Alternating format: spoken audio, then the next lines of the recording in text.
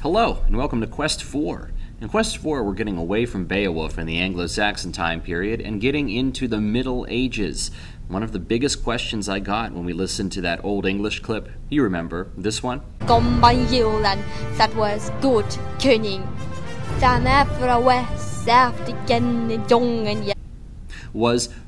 That doesn't sound anything like English. Why are we even studying this? Well, this all comes to play in the Middle Ages. This is where things start to shape up a little more than what we think about them today. We're going to be reading a story called the Canterbury Tales. Not to be confused with the Cadbury Tales, which is how you get those eggs every year at Easter. Now, as you go through this video, before you start, I want you to consider three things. Number one, what type of classes exist in the world today? I'm not talking about upper class, middle class, lower class. I'm talking about the different types of people in the world, the different jobs that are out there. How much power and influence do politicians have as opposed to professional athletes, as opposed to teachers? Think about where you would rank different careers. Another thing I want you to think about is religion in the church, whether it's the Catholic Church or a Protestant church or the Muslim church or the Jewish church. How much power does religion in the church have? Do they still control politics and the schools of thought in the world? Or have they sort of died off in that aspect? And finally, I want you to think about unwritten rules. What unwritten rules do we have in society today? What I'd like you to do is actually jot down your answers to a few of these and include them in your notes that you send in. I'll give you a second to do that. Okay, let's move on. All right, so we're going to talk today about the Middle Ages. Now remember, in the earlier video we talked about the Anglo-Saxon time period, which started with the Romans around the 400 BC and came all the way up to 1066. Up until this point, English did not sound anything like we imagine it today. What happened, though, in 1066, William the Conqueror from France invaded Normandy with the Battle of Hastings, and essentially the French took over England for a while. Well, after a long period of time, what happened was the French language mixed with what you heard as Old English, and eventually we got to what was called Middle English. Here's a sample of what Middle English sounds like. When that April, with his shouris sorter, the drocht of March hath persed to the rota, and bathed every vine in switch liqueur, of which vertue engendered is the flour. So you'll notice it's still not modern English at all, but it's a little more than what we heard in the Old English time period. It's because we've mixed French and English together. The Middle Ages continued from 1066 to 1485. You don't need to remember these dates, but they're there for you. They ended with essentially Richard III being killed in the War of the Roses. Afterwards, the Tudors take over. Afterwards, the Tudors take over. That's Henry VIII, Queen Elizabeth, and that leads us to the modern era. And we'll talk about that later this year. The Middle Ages are really known for a couple things. The power of the church, the role of chivalry with knights, and not much else. So let me talk you through a couple things you'll need to know when you're learning about the Middle Ages. The church is still around today, but not nearly as powerful as it was back then. Think about how much people respect the Pope now. Back then, the Pope was essentially the king of the world. Back then, the Pope controlled everything because he had one piece of power that nobody else had, and that was excommunication.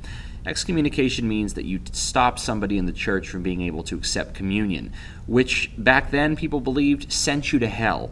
If you can send your opponents to hell, you can pretty much do whatever you want. As a result, the church controlled all information, all reading, all knowledge, and all politics back then. And as a result, it became extremely corrupt because, of course, people that want to be in charge and control others gravitated towards the church. It was not a nice place to be.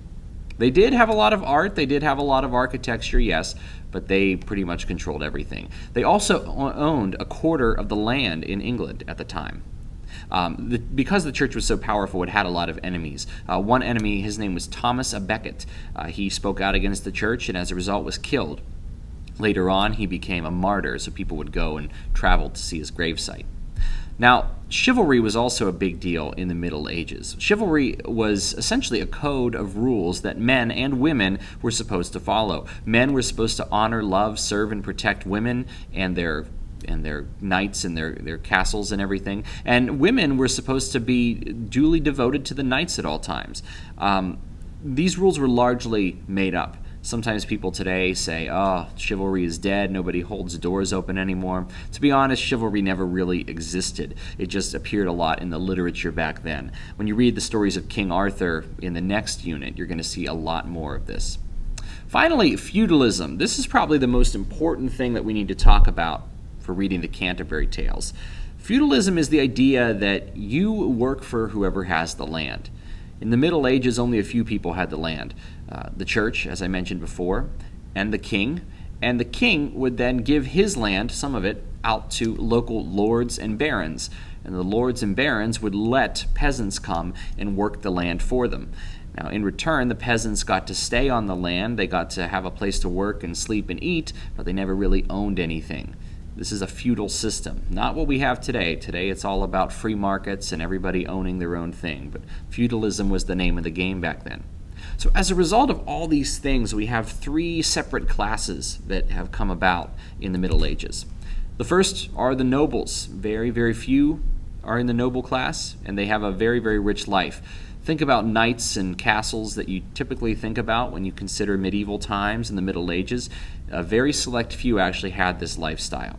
They would live in castles, the knights would work for the baron or the lord, and you were essentially born into this class. There was really no way to get there. Now, as time went on, the king had to give some of his power to the nobles. The nobles got sick of the king having all the power, so they signed a document called the Magna Carta. Actually, you've probably heard the story of Robin Hood. Robin Hood was actually instrumental in getting the Magna Carta signed from the evil King John. But the nobles were a small upper echelon of Middle Ages society. The other was the church. As I mentioned before, the church was very powerful, and if you were in the church, you had one of two options. You were either a monk, and you sort of sat inside all day, and you wrote things down, and you wrote books, and you recorded history, or you were evil and sort of a dictator, and you controlled England. Those are your options. So there were some good members of the church back then, but a lot of them were corrupt. Everybody else, at least at the beginning of the Middle Ages, was a serf or a peasant. Serfs had some sad lives. They were dirty, they were hungry, they were poor, they didn't own anything themselves, and they were essentially slaves their whole life. They would simply work for the master, work for the lord, work for the baron, and hope that maybe someday they could move up, but rarely did they ever do that. Now, this system continued for pretty much the entire Middle Ages. It only changed due to the Black Plague.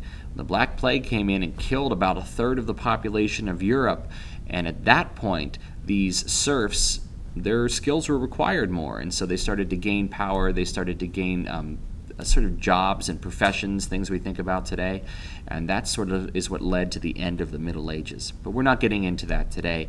All you need to know are the three different types of classes, the power of the church, the role of chivalry, and a little bit of Middle English. Well, thanks for stopping by. Hopefully you learned something, and think about those questions I asked you at the beginning of the video. How much of this do we still have in our society now? Good luck.